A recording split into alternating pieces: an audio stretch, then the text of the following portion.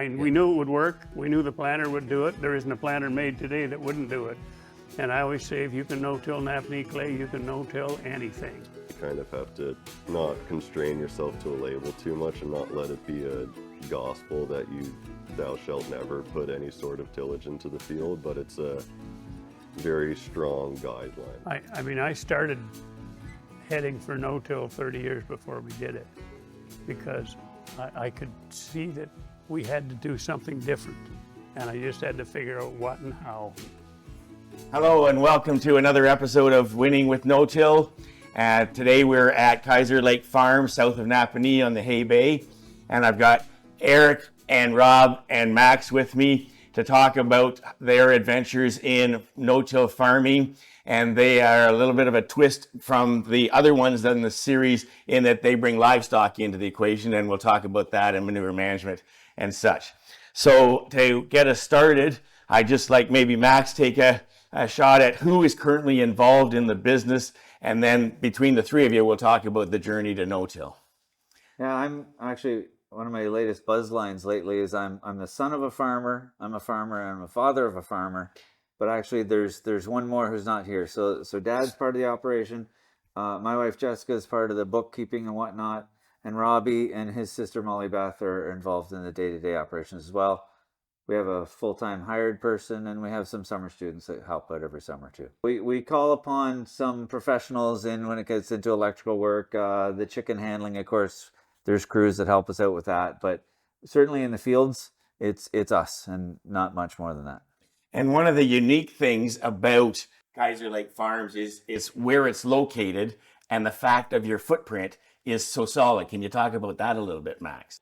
These were old lots developed, at the time of settling, so they're 100-acre lots, but we're surrounded by waterfront. And the county road basically goes around our perimeter, and anything that's on the water side of the county road is a waterfront lot, a lot of homes.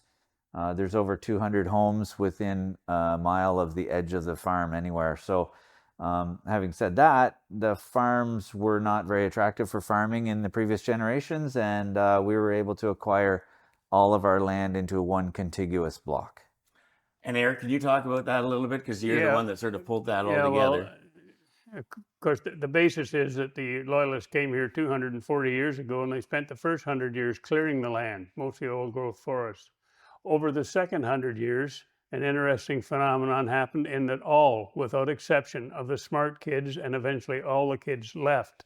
So there were no family members to take over the family farms. When I arrived here 55 years ago, whenever a neighbor wanted to retire and quit, there was nobody to take over the family farm, and they said, "Oh, we'll just go up the road and see that dummy, he'll buy anything," and I did. And so that's how we managed to put together, over a period of the 50 years or a little more, 1,350 acres in a parcel. The reason the smart kids left is because this land, most of it is silty clay. The only bits that aren't are glacial moraines, which are good when it rains and droughty when it doesn't. And so when I came here, my brother, who was on the home farm over in Prince Edward, just over there about 9 miles away on the open lake, had done some tile drainage, and he said, "You need to do some tile drainage." So I started the year I came here doing tile drainage. And for the next 50 years, I and we spent every cent we could beg, borrow, or steal, and buried it. And that was the step one in making this stuff farmable on a continuous basis. And so, Eric, one thing that you and I have talked about in the past, and Max, we've had the conversation too, is you're not doing so much now, but still a little bit. But before, you had strawberries and other things on the farm that allowed you to better interact with the public around. Maybe talk about that a little bit, because that's so important these days. Well, there were two reasons for that. One was we're part of the community, and we did for a number of years. We had community barn dances here. The strawberries were a reaction primarily to the high interest rates in the 80s and early 90s. We needed more cash than we were generating. And that evolved into sweet corn as well, a small acreage. We never had more than 10 acres of sweet corn, but... So you're not really into that now. Does it make sense to go back into that now with the way the the area is changing again? You must be getting a turnover of Yeah. all the people along the lake. The problem with strawberries was that demographics changed. Yep. And so people no longer picked large quantities to freeze and make jam. They wanted to get both husbands and wives worked, and they had kids, so they had summer activities that required time and attendance, and soccer and baseball and softball and so on. And so it just slowly died after about, I don't know, we did it for close to 20 years, but the traffic got less and the amount picked got less and less, and it just became non-viable. Would that change now? No. We're not in a location where we could get pickers easily. Right. We're too far from town, and so I don't see it as an opportunity to be a commercial, to be a viable commercially. We still do sweet corn. That's mostly Max is doing, and sell sweet corn at the road, but it's not a big item. But that and the barn dances and the farm tours we've had all contribute to our presence. Max, can we talk about where this farm started and how we got to the point now in terms of the adoption of no-till in what would traditionally be not soils that people would think about no-tilling? Well, a lot of that started before my influence, for sure. Yep. Back in the early 80s, Dad had figured out pretty easily that the more activity you had on the dirt, the tougher it got, and it tended to respond negatively. And we've seen impacts of even driving really high flotation tractors across the field. The one planting tractor we run at like 4 and 5 psi in the tires, and that still shows up in the corn. So lessening the traffic, getting the water out, building that organic matter in the surface, in the soil, the old root structures, the biomass, it just sort of became obvious that these things had to progress forward. So left the mold board, went to a chisel plow, went from 8 inches to 4 inches, just kept reducing and reducing. And so the migration into no-till was slow and evolutionary, and to the point where in 2000 we bought the first no-till corn planter, and actually it was intended to be pulled behind a cultivator as the previous one was, but it was so much heavier it pulled the cultivator sideways on the hills and things like that, and we figured out pretty quickly we got to get the cultivator out of there. And then the planter did just fine. And even still, over the next 10 years, we figured out we don't need those row coulters anymore. The double disc openers are cutting in. What I've observed in, I'll say, 30 years is the tilth of the soil has changed so much that it crumbles and granulizes so much easier. You can get through there. Dad talked about the sweet corn. I plant sweet corn with a 1978 International Cyclo 400, and I plant from the 1st of May to the early July. I'm no-tilling into what was wheat last year, cover crop manure in the fall. I do nothing to the surface except go in with that old corn planter, and I go drive across the field on the 10th of July and get out and look at the row unit, and that zone is just crumbled and nice. And that's like clear evidence that how we're managing the farm and the soils and our activities there are having a very positive impact on that seed zone and that surface preparation. So can we talk about the soil types and slopes that you deal with? And so in terms of the no-till, and what are these soils that you're dealing with? Because they're not sort of a regular soil that a lot of people are used to. Well, of course, the glacial moraines, which there are 2, there's a larger one at the back and there's a small drumlin at the front, are the organic matter in those soils is lower, 2.5%, as opposed to 3.5 to 4.25 in the rest of it. For example, for years I ran a rotary hoe, and so that I would use it after soybean planting or corn planting to facilitate emergence. And Haven't used it for a long time, I don't know, man. 20 years. The last time we used it was actually we put it on the back of a tractor with a small herd spreader on the front, trying to establish a cover crop in the corn. So we actually were using it to establish a cover crop, not to facilitate the emergence of the planted crop. But anyways, And so, as Max said, we've changed this soil structure to surface. They got away with it for 200 years because they were mixed farms. They plow up 10 or 12 acres in the fall and plant oats and seed it down to red clover and timothy, and that was forage and pasture. Yeah, I grew up on a farm, but when you're 17, you do what your dad tells you and you don't look for reasons. And then I went off to Royal Military College for 4 years, and then 4 years in the military, and then came back to farming. And so really, I had no knowledgeable. I could drive a tractor, I could run a plow, I could run a disc, a cultivator, a seed drill, but those are irrelevant to managing this soil. Right. And so I had to learn, and I went everywhere I could and learn everything I could. And as Max said, we got that new planter in 2000 and 2001, having realized that we couldn't do what we had been doing. We didn't try no-till.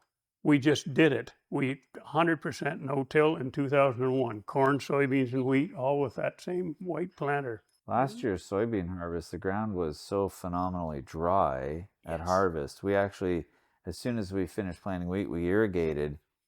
That wheat came up. The rest of the wheat came up a week later after we got some rain. And so that's as dry as it gets on the surface. And honestly, those cracks weren't that bad. And you could still break that apart. You could get a shovel in if you wanted to. Yeah, we've just changed the soil structure. I remember 2 years ago, back in one field back in front of the layer barn, we were a little late harvesting corn. We were into November, and there was some water on the surface, and we didn't make ruts. All you could see were the cleat marks from the combine. It didn't cut in at all because the soil has the structure to carry the load. Yes, we use low pressure, large volume tires and all of those things. We've been there. We went in that direction after really land stewardship came along, and that's where we really started the transition. Before that, we were doing things like putting clover into winter wheat, and we could see the benefit of that. It was, like Max said, it was an evolution. It wasn't a revolution. But Can we talk about the when we slopes? switched to no-till, we didn't try it. We just did it. Understood. We knew it would work. We knew the planter would do it. There isn't a planter made today that wouldn't do it. Can we talk about the slopes on the farm, because there's a significant drumlin here, Yes. but it's not like, it's a small part of the overall farm footprint. Much more of it is like this. Maybe talk about that a little bit, Max. Yeah. It's continuous slope in every, mostly towards the bay, but somewhat towards the Bay of Quinte on the other side. So as much as it looks flat, nowhere is it ever really flat. And so there's usually some kind of surface flow. But the significant slopes, I mean, like you say, the drumlin, even the front of the moraine at the back, those are areas of concern more so because of the speed and how quickly it can flow down those slopes. Keeping any measure of cover, actually, in my opinion, the best cover we have to prevent wind and water erosion is the corn stover. Those big leaves impact or catch the raindrops better. The corn stalks hold the snow better. And when you have, what I believe is when we have the depth of snow on the ground, the melt happens from the bottom and it happens very slowly. And I like the corn stover better. Green cover is good. When we have a couple of spots where we have some channels that happen in the field, and if we're planting wheat, we tend to go back over those. With a no-till drill, you can plant willy-nilly if you want to, and so a couple of them will plant the whole field systematically with steering, and then go back up those channels, just add a little bit more. Yep. Okay. Rob, can you talk about the crops that you grow here on the farm and the rotation that they follow? I mean, the rotation begins with corn. It's a very high demand crop. I mean, we have a pretty typical, for the most part, corn, soybean, wheat rotation.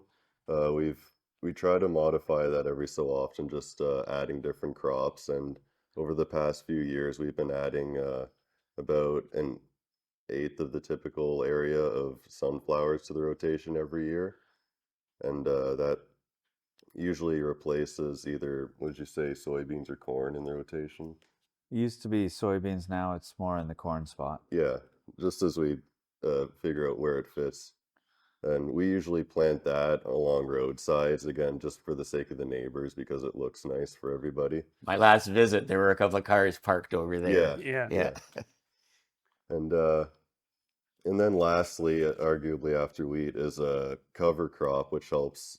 It goes in after the manure and is cultivated in. That's the only tillage we do here. That's the big exception, and that does a lot towards tying in all those nutrients in the manure and helping make them more ready for the corn the next year. And then that just we do spray it with glyphosate usually, and then whatever doesn't get killed off will get killed by frost. And so as the farm is transitioning with you and Molly coming in, talk about the change, because you've got the poultry, talk about the change in the feeding, because you used to produce all the feed here, but you guys made a decision to change that. Yeah, it was kind of a decision across the board, but for the longest time we'd been making our own feed with an on-farm mill, and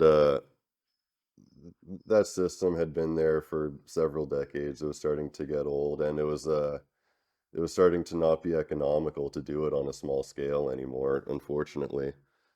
And so eventually, before that, it was kind of nice to say that we had a nutrient cycle on the farm, because we were using a lot of our own crops towards that. And not that we aren't anymore, because now that the hatchery is producing our feed, we still sell back corn and wheat to them.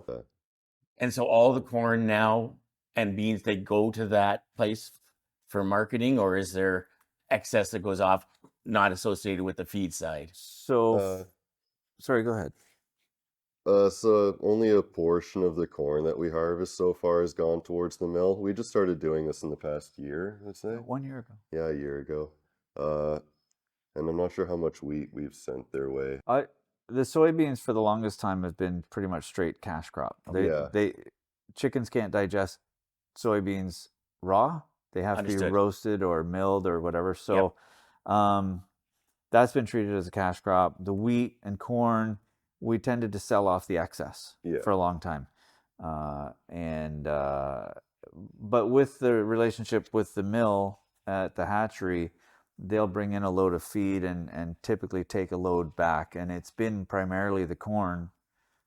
Corn's half or more of every chicken ration in the province anyway. So that's a pretty easy one for them to accommodate on a regular basis.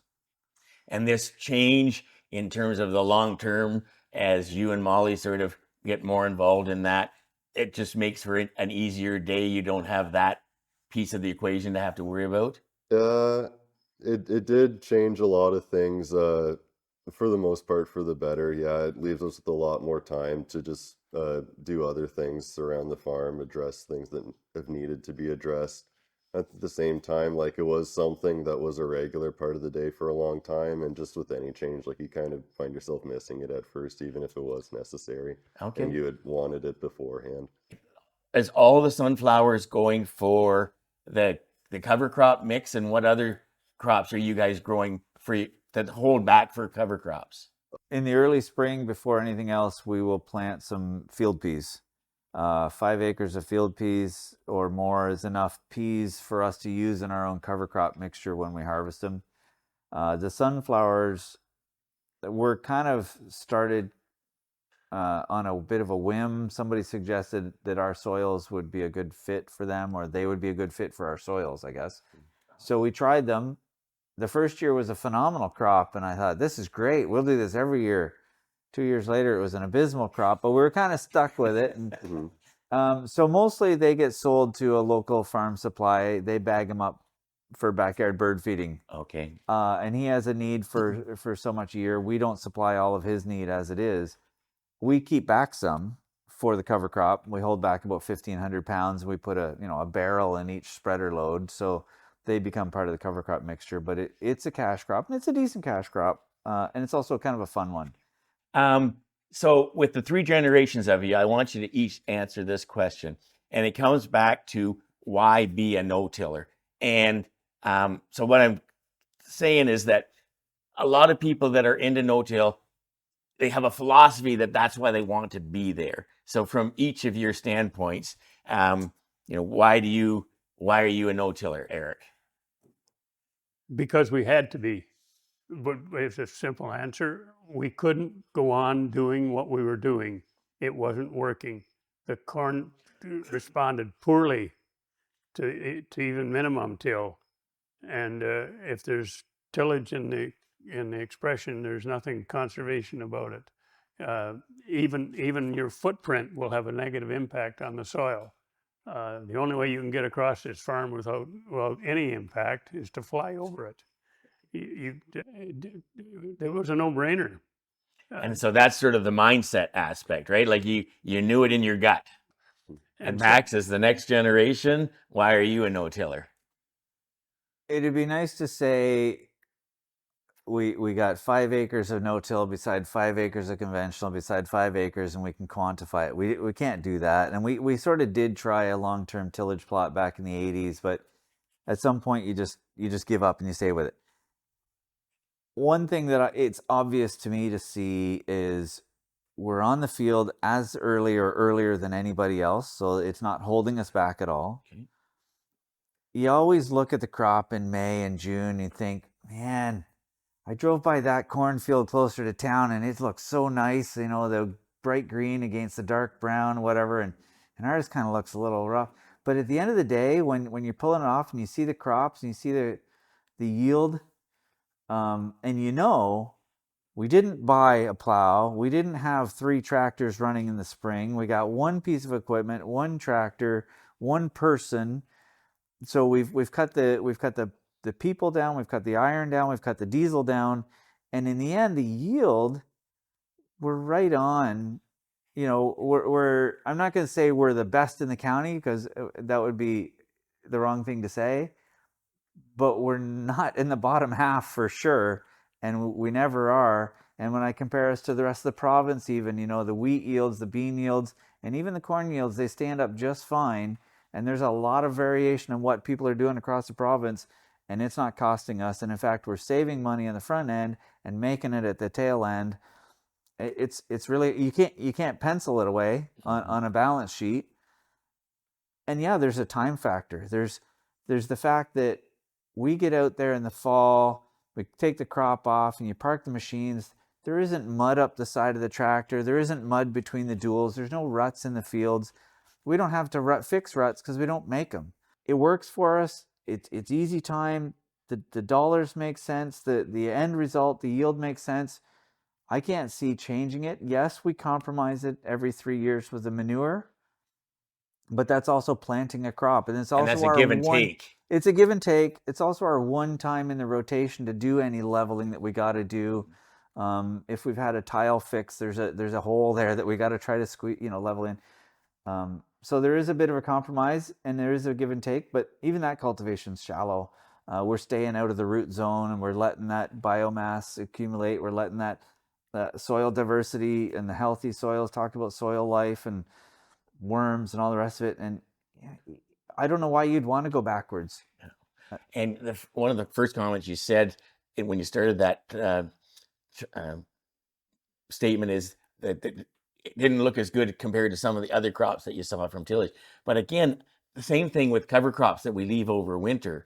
Nature has always been sort of chaotic and violent, and we as farmers have tried to make it simple and consistent.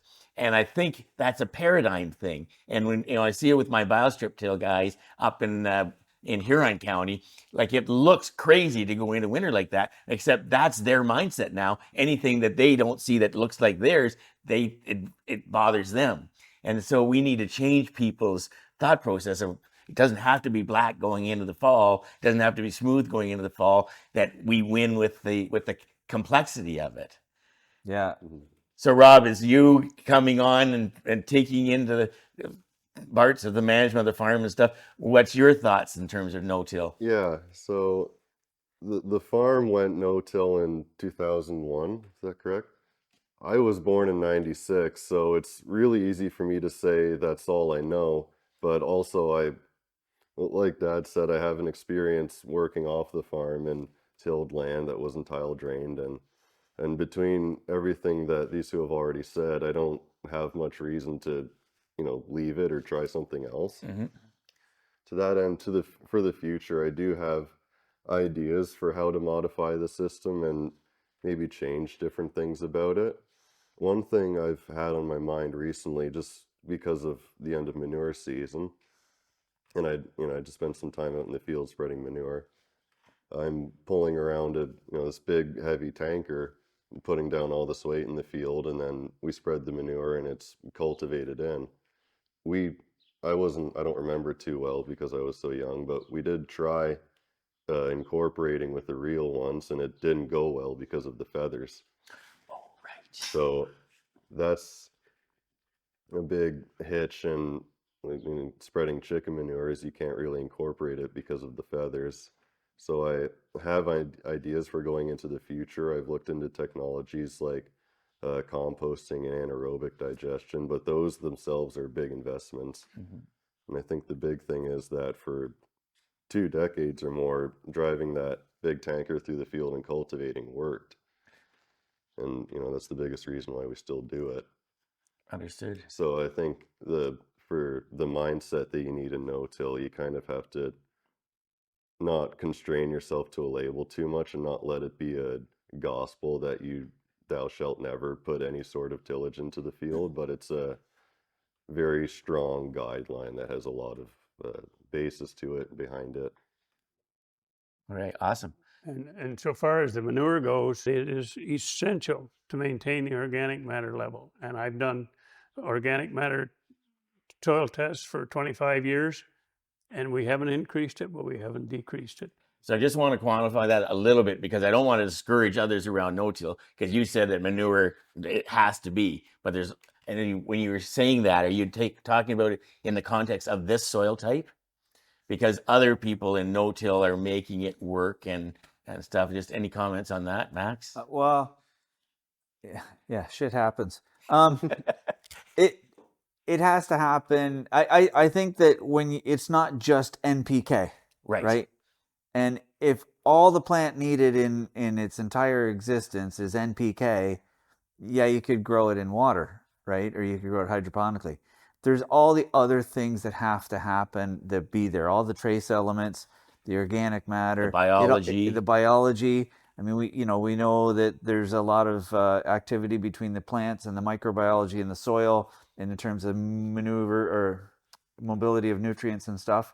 And you got to feed it all. And just like humans, we can't just simply live on bread and water. We have to have a diversity of food in our diets. So does the plants, and so does the soil. Mm-hmm. Let's talk about cover crops a little bit. And the way I've set this up is talking about the cover crops and then adding the manure into it. So in terms of the time that you've been no-tilling, have you been cover cropping that entire time? Oh yes, And before. we were cover cropping back in the 90s, primary or 80s, Probably long 80s. before, but we weren't doing it in We an didn't know, organized fashion. we were cover cropping when we started cover cropping. Yeah, Okay. that's it. And then I met Dr. Joe Clapperton at a Innovative Farmers Conference. I happened to be the program chairman that year, and had heard about her somewhere. And she was with Ag Canada at the time at the Lethbridge Research Station, so I knew we could get her without expense. So I got her invited to the conference, and when we were there, one of the things she said to me in a discussion was, corn, soybean, and wheat is not enough diversity. You need more diversity to feed the soil life. Well, hell, that was the first thing I heard about soil life, but that was part of my learning experience. And so on the way home from that conference, Max and I were discussing it, and we were already growing a few peas in the strawberry operation, just for extra thing for the customers. So we could plant a few peas. So we plant peas and what else can we do? And so we ended up with, we've tried different things over the years, but we're down to about 7 or 8 species in the soil life. Why variety? Every species will function differently with the weather that you got that year. So if you have more than one, you're never subject to, because you're planting in August, for God's sake. You don't plant things in August, but we're planting cover crops in August after the winter wheat. And so the more diversity you can put out there, the more successful you'll be. And the primary goal, back to what I said at the beginning, was erosion. That's the primary goal for that particular cover crop. And it does, as Max says, you can't do one thing without having a whole lot of side benefits. So maybe Max, talk about what, I got the picture up here of when you were doing this last summer, and sort of what's the things that go into the spreader and how do you make that mix? So yeah, well, I'll back up. There's no short answers, right? I mean, Right. But the first years it was just straight wheat. A lot of it was volunteer wheat that blew out the back of the combine, and to some extent we used to just turn the air up and intentionally blow a little more seed out. That was a cheap spread, an easy way to do it. When we got into the multi-species stuff, there's guys who put stuff in the manure tank and spread it with a manure tanker. We came up with this. We got an old fertilizer spreader from the local crop input supplier. It's a 4-ton spreader. And so that's where we mix it. We throw a little bit of our own wheat from just having harvested it. We keep it in the overhead bin. And we'll add in peas that we've grown, sunflowers that we've grown. And then we've bought bags of sorghum, Sudan grass, oilseed radish, tillage radish. I usually am able to get some barley locally that was left over or bad germ or something that we throw in there. And then on top of that, any corn seed we have left over from the spring, we'll spread that out. I know it's going to take 8 or 9 spreader loads to cover the acres, so I just grab a little bit each time, hoping that I have enough for the last load. Soybeans too. So in that picture, you can see a bunch of soybeans that went in because we had a lot of soybeans at that time. So everything gets mixed in there, and we actually use a 3.5-inch auger and a cordless drill to just reach in and just stir it. We've seen over the years, if you don't do that, the first pass across the field is pure wheat. And then you get a little bit of this, and you get sunflowers over there and peas over there. So stirring it means it's more uniformly spread. It's still not perfect, but we're not trying for perfect. You're not really growing a crop. You want something green growing in that landscape. You don't want it planted like a crop. Right. And we want the diversity, and it's our 4th, 5th, and 6th crop in our 3-crop rotation, right? And it gives us that diversity. And Dad talked about erosion control. As the guy who drives the sprayer all spring, covering it intentionally is far better than letting nature cover it, because I don't want foxtail to build up a stronghold. I don't want the velvet leaf Ragweed. or the ragweed. We plant this cover crop and get a good take on it. We know what's out there, and it's easy to control. Everything in our mixture is frost controlled. We've had buckwheat. The buckwheat's a good one too, but man, if you see blooms out there, you got seeds next year. You can't stop it fast enough. We've had other things that didn't kill easily or would survive the winter. Now you've got something that you planted and it's now a weed in next year's corn. And so that's how we arrived at it. It took a long time, and things have gone in and things have gone out. The other interesting thing is Max puts the mixture in the morning, and he goes out at 8 o'clock in the morning and spreads 40 acres roughly, that thing, or a little more, whatever the size. And Robbie's out there at 8 o'clock with a manure spreader, spreading it over top of it. Yep. And by noon, because we're using low volume manure, we're only putting 1,800 gallons to the acre, whereas dairy and hog manure, they're talking 5,000 or 6,000 gallons. It's not wet. And so Molly's out there at noon with a cultivator scratching it in so that it's not on the surface very long. And like I said, that reduces the smell. You don't lose the ammonia and nitrogen, and you're not subject to the next hurricane delivering it to Hay Bay. Now, have you guys thought about, so when do you plant the cover crop versus when the wheat comes off? Right after. Okay. And have you thought about planting the cover crop or spreading the cover crop and letting it grow up a bit so that it's green and photosynthesizing, and put the manure on there without having to incorporate it? No, so we don't want to not incorporate the manure. Okay. We've talked about that a bit. The ammonia on the surface would largely get lost.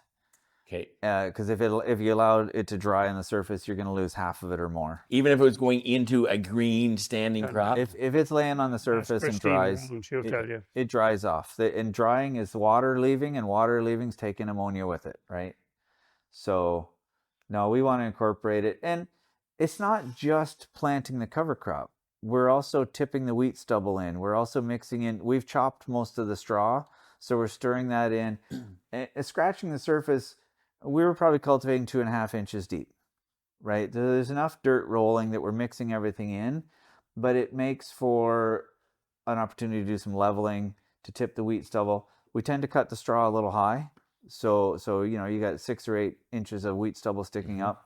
That'll still be there next year if you don't stir it down in. And we see that where the corn stalks are still there after a year of soybeans and after a year of wheat, we're tilling in corn stalks too at that time. So if it's laying on the surface, it's going to be there a while. Okay. Yeah. And did you terminate this, or is this way it comes out of the winter? So Both. it'll all frost kill except the winter wheat. Right. But we don't want, we tend to be planting a little early, April 20th-ish. Understood. So if you wanted to kill the wheat in the spring, you're going to be planting green. And if, in our experience on our soils, that's going to lead to slotting. If we can kill the wheat in the fall, so really the glyphosate is only needed for the wheat, and it kills easily. But it's also shadowed by some of the other crops that are up above it. Yes. And so we'll have killed 90-95% of it, and there'll be some green spots in the spring. But that residue that's there has broken down so much that the no-till planter with no coulters, minimum row cleaners, slices through there. The hairpinning's not an issue because what's there is so brittle and dry and thin, the planter just goes through it. Okay. And so that contributes to it. Yes, there are people who plant green, but they're planting green into a specific crop. Usually it's cereal rye or things like that, which tends to be very stemmy and vertical. And when you get through that, you can get through that with the row planter without that hairpinning because it's not laying down, cutting across it. You're going through it standing. And there's some functional differences there. So we've talked a little bit around the tillage aspect, and I've had this question out to all the people in the series, and a lot of them think that they need it for soil fertility, moving it sort of to avoid stratification, stuff like that. But Rob, where is the one place, or where are the places where tillage is used on this farm? The one regular spot where tillage happens is the incorporation of manure, which Grandpa said is as soon as possible after it's spread, ideally within a few hours, so like the same day. But that's just a cultivation, about what Dad said, 1.5 to 2.5 inches deep to just turn the soil over on top of the cover crop seed. So it happens only in that wheat stubble is the only place that you really do it. Yeah. Now, have you done tillage as you've sort of reclaimed some of the forestry land and stuff like that, right? Or after you've tiled or something, and maybe you haven't done that for a while. Do you go in to level it up a little bit? Yeah, so definitely after tile, you got to level those trenches down. Breaking out, even ripping out trees leaves holes, and you got to get over it and work things in. I remember a few years back, I think it was 2012, 2013, we had acquired a piece of land, and it was some heavy clay. And those tiles are running on 30-foot centers. Just maybe talk about what that implement is and what kind of shovels it has on and how deep you run it. So I think 3 or 4 years ago, I came across this one. It was a Wilrich XL19, 22-foot cultivator. It's a 5-bar cultivator. Nothing fancy about the cultivator. What I don't like is the mulch harrow tines on the back. They're not quite aggressive enough to level out the shank pattern. And the only reason that plow is on the front of the tractor is just to give a little more traction. When you get those big fat low pressure tires on there, they don't pull very well. They don't give you a lot of pulling traction. The tractor has duals on it that year, but we have big singles that usually go on it. So that was just counterweight for the purpose. And it's funny that you would say that, Max, because in this scenario, in terms of the traction you're talking about. If it was tilled ground, you'd have way more traction. But when you've got unconsolidated no-till soil that you're on, that's why that's happening to you. And chopped straw. And chopped straw, right? and Making it manure. more slippery. And a little manure And that manure. can get sticky at times. Yep. Yeah. The tractor we use this year is the newer Puma, and it has Okay. duals on all four corners, and it pulls like a locomotive. So it's a lot better than the big singles. Okay. So the manure story around here is a little fun in how you handle it. But Rob, you're the manure man here, so Yeah. talk about it a little bit. What's the manure? How much are you putting on? When are you putting it on?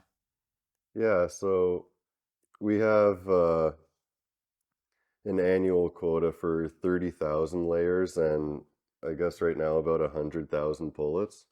And together they produce, what would you say, about 500,000 gallons. oh yeah, Really, half a that million much, eh? gallons of manure. I was thinking more tons or pounds, but same thing.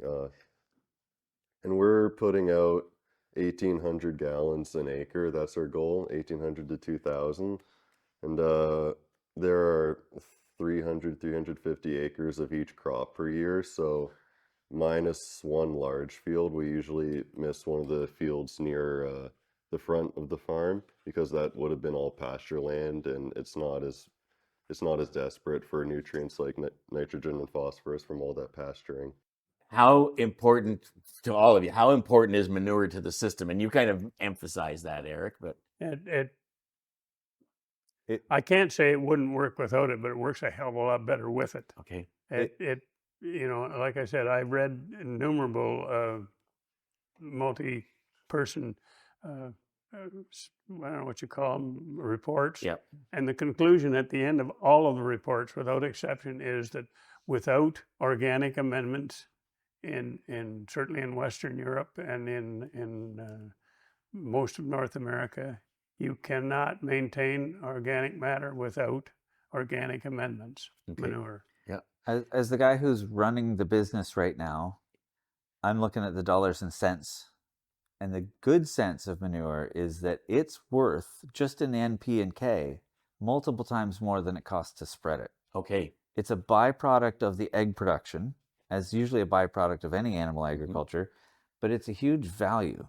And when you spread that over the land and spread it well, I remember Rob Sake from Saskatchewan challenging one year. He was on his annual speaking tour that winter, and he said, I'm challenging you to use as much nitrogen as possible. He didn't want us to apply as much. He wanted us to use whatever we applied. And so the concept was use it as much as possible. So we're using it as much as we can in terms of spreading it as uniformly. And Rob talked about our goal. Our goal is to cover as much of that wheat ground. So every acre gets it every 3 years.